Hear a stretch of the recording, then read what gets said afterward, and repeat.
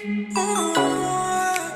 मैं भी सोचती हूँ कि इस मंच के उस ओर खड़ी हो जाऊं और विषय की पैरवी कर खूब तारीफें पाऊं। लेकिन मैं ये जानती हूँ महोदय, मैं ये जानती हूँ कि हम वक्त की नजाकत को नजरअंदाज कर नहीं सकते। हम भविष्य है विश्व का, तकनीक से पिछड़ नहीं सकते। भूगोल से खगोल तक परचम देश का लहरा रहा है। कलाम की नजरों से देखो, एक सुखद सवेरा आ रहा है। अब दूरियों को दरकिनार कर दो, खामियों को जहन से बाहर कर दो, नई इबादत में बदलाव कर लो। आदरणीय प्रधानाचार्य महोदय, सम्मानित मंच एवं प्रबुद्ध श्रोताओं, चूंकि हम पूरे विश्व में एकमात्र युवा देश कहे जाते हैं, इस पर मुझे कविता तिवारी की कुछ पंक्तियां याद आती हैं। वो कहती हैं कि कथानक व्याकरण समझे तो सुरभित छंद हो जाए, हमारे देश में फिर से सुखद मकरंद हो जाए। मेरे ईश्वर मेरे दाता ये कविता मांगती तुझसे, युवा पीढ़ी संभल करके विवेकानंद हो जाए, युवा पीढ़ी संभल करके विवेकानंद हो जाए। साथियों, हम सभी को देश की आजादी की लड़ाई में प्रतिभाग करने का सौभाग्य प्राप्त नहीं हुआ, परंतु आज आवश्यकता है कि हम अपनी शक्ति को पहचान प्रधानमंत्री जी के कुशल नेतृत्व में अपनी इस प्रज्वलित अग्नि में आहुति समर्पित करें।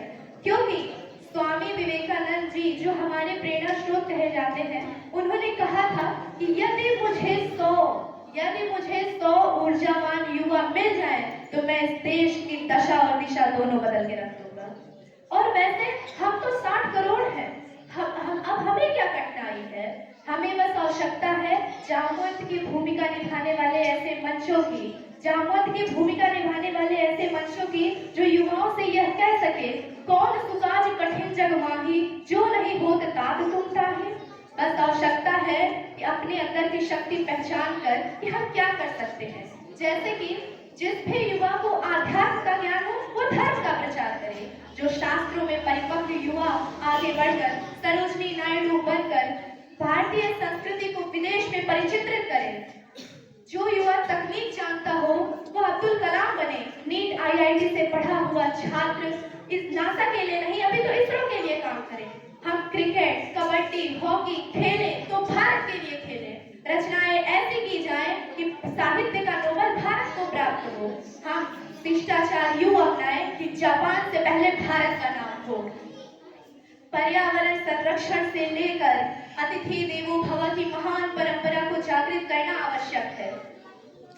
अतिथि देवो भव की महान परंपरा को जागृत करना आवश्यक है। जो युवा चल सकता है वो चले, जो दौड़ सकता है वो दौड़े, और जो युवा रेंग सकता है वो रेंगे, परंतु वह अपने कर्तव्य का निर्वहन अवश्य करे। और सिंह की गर्जन की भांति वाली क्षमता के साथ मैं युवाओं का आह्वान करना चाहूंगी कि ध्यान योग के ज्ञाता हम ही भाग्य के विधाता हैं। ध्यान योग के ज्ञाता हम ही भाग्य के विधाता हैं। पीयूष बांटते हैं हम जब को, हमको विष पीना आता है। अंधे माता पिता के बेटे हम ही श्रवण कुमार बने, हम प्रहलाद से भक्ति बनते, हम मीरा सा गान बने। सिकंदर धूल चाटता वो पौरू का स्वाभिमान हमें, करणवीर अर्जुन को मिलता वो गीता का ज्ञान हमें। ओमकार के ओम हमें, बुद्धम शरणम के बुद्ध हमें, पानीपत की ताकत और हल्दी घाटी का युद्ध हमें। जब हम हनुमान बनते तो सूरज निकला करते हैं, दुर्वासा के क्रोध से सब सिंहासन पिघला करते हैं। जब हम महावीर बनते तो हर पाप समन कर सकते हैं, जब हम कान्हा बनते तो कालिया नाग दमन कर सकते हैं।